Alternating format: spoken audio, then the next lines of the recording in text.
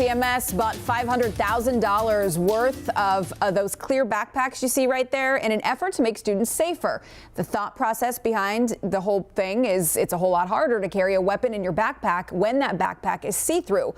But now that plan meant to make students safe is presenting an entirely different concern. CMS discovering a Proposition 65 warning on some of those bags. So they've now scrapped the backpacks altogether. Joining me now is Dr. Jeffrey Galvin of Vitality Medical Wellness Institute in Charlotte. So the question is, what does it mean when an item has a Proposition 65 warning? So Proposition 65 actually was a law that came out in the mid-'80s in California that required manufacturers to put a label on anything that contained any of a list of potentially cancer-causing or pregnancy-inducing problematic chemicals.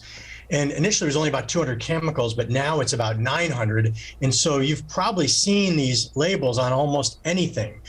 The problem with those labels is that it doesn't really tell you how much is in there. So even if it's got a tiny little bit of any one of these 900 chemicals, they have to put a label on it. And those backpacks are made of PVC, the same stuff that your shower curtain and your auto upholstery and many other things are made, but they have those labels on there and people saw them and got very nervous.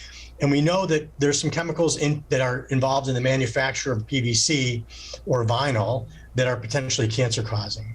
That doesn't mean you're going to get cancer from the backpacks, but they've got that warning and CMS got concerns, and I think that's why they've decided to pull those backpacks. So there are, you mentioned it, but there are other types of items that contain these potentially harmful chemicals. Just how harmful are they?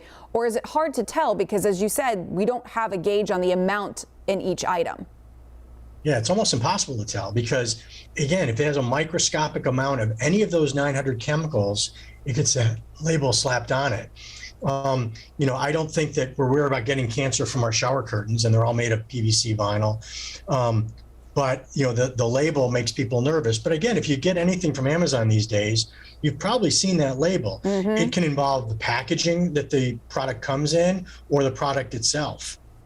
So why aren't other states besides, so this is only a California thing, so why isn't there concern from every other state? Should there be? Well, I think the concern is reasonable. I think as many other things, California tends to go overboard. And, we see this in medicine sometimes with electronic medical records. You have all these warnings that pop up, and sometimes the warnings, you get them so often, they become useless because you just ignore all of them. And I think these Proposition 65 warnings, when you start slapping these warnings on every single thing, it's hard to figure out really what's really harmful and what's not because it's sort of slapped on everything. So and I think that's why other states don't do it. Sorry to interrupt you. Without that warning being required here in the Carolinas, is there something that us as consumers should be doing just to be more aware or to make sure, that we aren't bringing things into our house that could potentially be harmful? Well, I think the federal guidelines are much lower than the state guidelines, in particular California. So if something is, truly in quantities that are really harmful, then it's got to be labeled.